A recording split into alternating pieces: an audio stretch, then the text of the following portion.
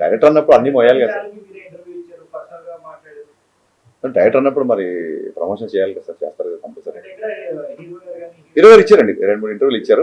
నేను అదే చెప్తాను మీరు అడిగినందుకు. ఆయన ఏంటంటే ఇమీడియట్ ఇంకో సినిమా షూటింగ్ లో ఉన్నారు కాబట్టి చాలా ప్లేసెస్ చాలా సినిమాలకు వచ్చినాయండి. కొత్తగా ఉన్నాయి, మిక్స్డ్ చాలా సినిమాలకు వచ్చినాయి, మిక్స్డ్ రేటింగ్స్ చాలా సినిమాలకు వచ్చినాయి. నేను ఆన్లైన్లో ఏదైతే మిక్స్డ్ టాక్ ఉందో అలాగే నాకు నచ్చినాయండి నేను ట్వీట్ చేసిన చూడండి, ఇది కూడా ఈక్వల్గానే ఉంది. అండ్ ఇదేం కొత్త కాదు మనకి, ఇదేం కొత్త కాదు. ఇప్పుడు షో బై షోకి టాక్ పెరుగుతుంది. సో నెక్స్ట్ కమింగ్ హాలిడేస్ కాబట్టి డెఫినెట్గా సినిమా మా ఎక్స్పెక్టేషన్ తగ్గట్టుగా వెళ్తుంది.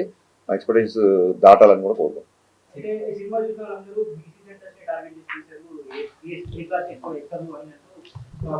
అంటే ఇప్పుడు ఇందులో ఉన్న ఒక కిషోర్ కుమార్ గారి పాటలు కానీ, లేకపోతే ఇందాక మన పాత్రికేయ మిత్రే పాడుతున్నాడు మహేష్ భట్ సినిమాల సాంగ్.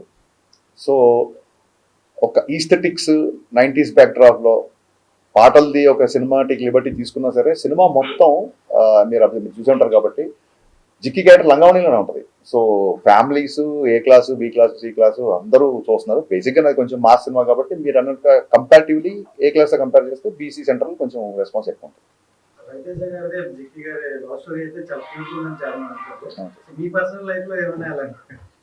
పర్సనల్ లైఫ్ లో నాది కాదు కానీ నా చుట్టుపక్కల ఫ్రెండ్స్ని మేము స్కూల్ డేస్ లో ఉన్నప్పుడు ఈ ల్యాండ్ లైన్లు ఒక అమ్మాయికి ఫోన్ చేయాలంటే ఇప్పుడంటే గబుక్కున్న వాట్సాప్ లో మెసేజ్ తెరిచేపోతాయి, పక్కింటికి వెళ్ళి చేసేవాళ్ళు, ఎవరన్నా మగ గొంతు వినగానే టపకని ఫోన్ పెట్టేవాళ్ళు, ఇలాంటి చాలా ఎక్స్పీరియన్స్ ఉంది.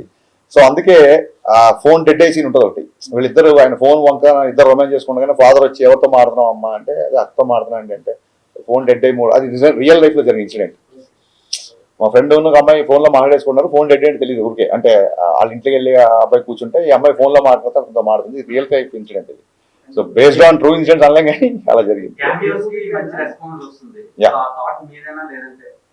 అంటే క్యామియో అనేది మీరు అబ్జర్వ్ చేస్తే సినిమాలో ఎప్పుడైతే విలన్ ఇంట్లో హీరో ఇరుక్కుపోతాడో, ఎప్పుడైతే ఆ బిఫోర్ నైట్ జిక్కి అనే అమ్మాయితో హీరో పెళ్లి అవ్వాల్సి వస్తుంది తెలిసినప్పుడు, ఇక్కడ కాదు ఎన్ని లంచాలకి ఎన్ని ఫైట్లు ఎంత మనుషులు పంపినా సరే హీరో లొంగట్లేదు అన్నప్పుడు, పెళ్లి జరిగే ఇంట్లో గొడవ చేస్తే అప్పుడన్నా ఇతను బయటకు వస్తాడేమో అన్న ఒక థాట్తో పెళ్లింటికి వెళ్ళిపోతాడు.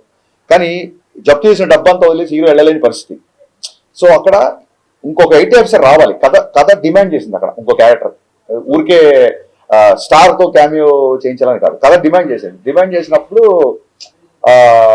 హీరో గారి దగ్గర ఒక చిన్న జూనియర్ ఐటీ ఆఫీసర్ లాంటి వ్యక్తి వస్తే బాగుంటుంది అనిపించింది.